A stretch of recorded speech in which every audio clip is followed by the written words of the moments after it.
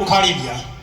अब शिष्य बड़ा खुश हुआ कि गुरुजी आप प्रसन्न हो जाएंगे, तो गुरुजी ने मुस्कुराया और आगे की ओर बढ़कर चले गए।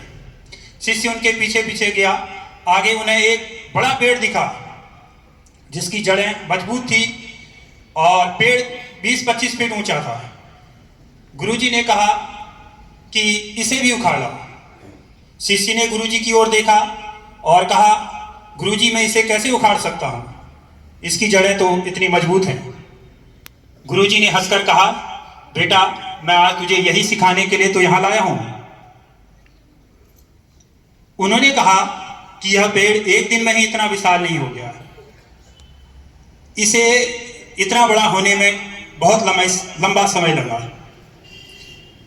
इस को जो टाइम लगा, इसके समय बहुत लंबा समय लगा। अब शिष्य को कुछ बात समझ आ रही थी, गुरुजी कुछ मुझे सिखाना चाह रहे। तो उन्होंने कहा कि हमारे जीवन में भी कुछ ऐसी ही आदतें हैं जो प्रारंभ में तो क्या लगती हैं, हमें छोटी लगती हैं, अगर समय रहते ही हमें उन्हें दूर कर देंगे तो हम आसानी से उनको दूर कर देंगे।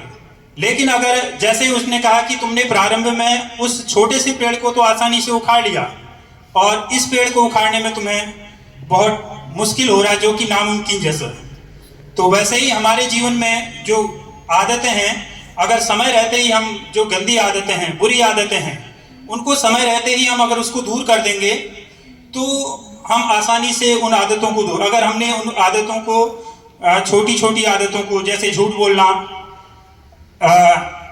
छोटी और गलत आदतों में पड़ जाना, बुराई करना, क्रोध करना, इन आदतों को जो प्रारंभ में लगती हैं बहुत छोटी, अगर उनको समय रहते दूर नहीं किया तो एक समय ऐसा आएगा जो बड़े पेड़ की बात जो जड़ थी उनको उखाड़ना नामुमकिन था। वैसे ही हम इन आदतों को फिर बाद में चाहकर भी दूर नहीं कर पाएंगे। तो यह स्टूडेंट, इस मोरल स्टोरी के माध्यम से यह मैं कहना चाह रहा हूँ कि आप में जो आदतें, जो गलत आदतें आपके साथी संगतियों की वजह से कुछ आती हैं, किसी भी हमारे जीवन में सबके, तो उसे अगर हम समय रहते ही दूर कर लेंगे तो हम अपने जीवन को अच्छा बनाएं।